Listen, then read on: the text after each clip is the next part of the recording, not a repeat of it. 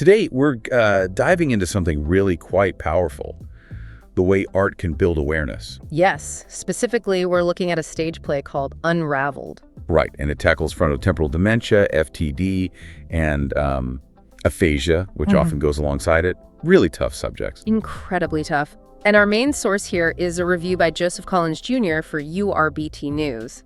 What's so interesting is his own journey watching it. Yeah, he went from being, pretty skeptical about dramatizing something so devastating.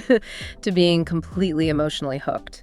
So our mission today is really to unpack how this play, Unravelled, managed that. How did it make something so clinical feel so, visceral and drive awareness? That transformation is key, isn't it? Yeah. Collins Jr. came in expecting, maybe even wanting, to find fault.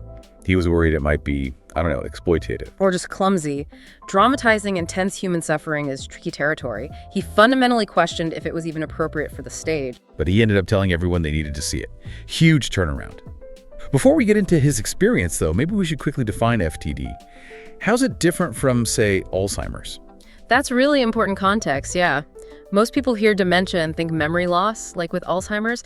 FTD is different. I'd almost say crueler in some ways because it hits identity so hard. How so? It primarily affects the frontal and temporal lobes of the brain. These are the areas for personality, behavior, judgment, language. Okay. So it's less about forgetting the past and more about losing who you are. Exactly. Your personality changes, your ability to communicate breaks down, sometimes empathy diminishes. It's a fundamental shift in the self. And then add aphasia on top of that, the inability to understand or use language. Right. The communication breakdown is often central. So you've got this person changing internally, losing the very tools they need to connect with others. That's the landscape the play explores. A truly devastating landscape. And the reviewer, Collins, he walked into that very cautiously. Immensely cautiously. You have to remember his background: journalist, author, counselor. He wasn't just any audience member. He said he went in prepared to find fault. He saw the difficulty, the sensitivity, and just doubted a play could handle it properly. Maybe he thought it was too manipulative or just sentimental. Ethos, yeah. He even mentioned seeing brain health displays in the lobby. Oh, right. And his first thought was pretty cynical, wasn't it? Yeah, he admitted thinking they were like a preemptive attempt to soften the blow, just in case the play itself was a disaster. He was braced for failure. So what turned it around for him? Something must have shifted that skepticism quite dramatically. It seems the first big shift wasn't even the play itself initially. It was external validation. He recognized the connection to Emma Heming Willis. Bruce Willis's wife. Exactly. Her advocacy around FTD because of Bruce Willis's own diagnosis being associated with the play. Yeah. That gave it weight. That makes sense. Suddenly it's not just some random drama using a disease. It's linked to people living that reality. Feels more authentic. It gave him, as he put it, newfound confidence. It signaled this was serious, sensitive work. Not exploitation, but maybe advocacy through art. Okay, so that lowered the barrier. He could then engage with the actual story. Right. And the play uses history to frame the modern experience. It focuses on two historical figures who dealt with FTD, though nearly a century apart. Okay, let's talk about them. Who were they? Their stories sound like they'd be incredibly poignant examples of FTD's impact. They are. The first is Dr. Anne Adams. She was a biologist and also a painter. Okay. And the second is Maurice Ravel, the famous French composer. Ravel, wow. So the play argues they both had FTD. Explicitly, yes. It emphasizes that this condition isn't new, even if it was often misdiagnosed or misunderstood in the past. And it attacked their specific talents, didn't it? For Ravel, a composer known for such intricate work. Yeah. How did FTD manifest? That's the tragic irony the play really leans into. Ravel, composer of Bolero, he started suffering from aphasia and also apraxia, which affects motor planning, in the late 1920s, early 30s. So what did that mean for his music? He could still hear music perfectly in his head.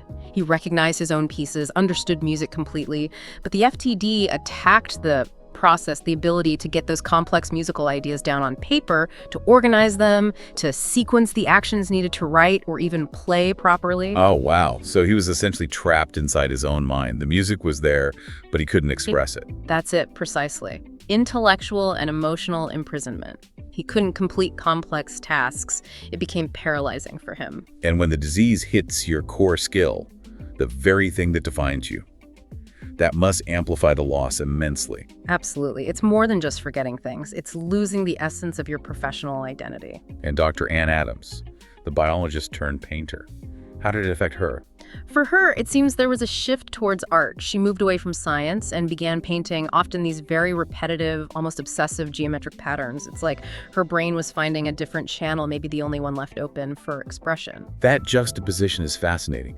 Two brilliant minds, decades apart, same neurological siege, but manifesting through their own unique lenses. And that's what Colin started to connect with. Once he got past the initial skepticism, he said he moved from just watching, from detached observation to actually feeling immersed.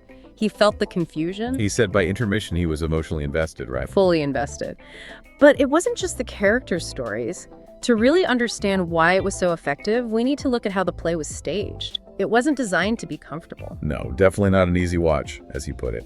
It sounds like the production deliberately made the audience feel unsettled. That's exactly it. And that's where the brilliance, I think, lies.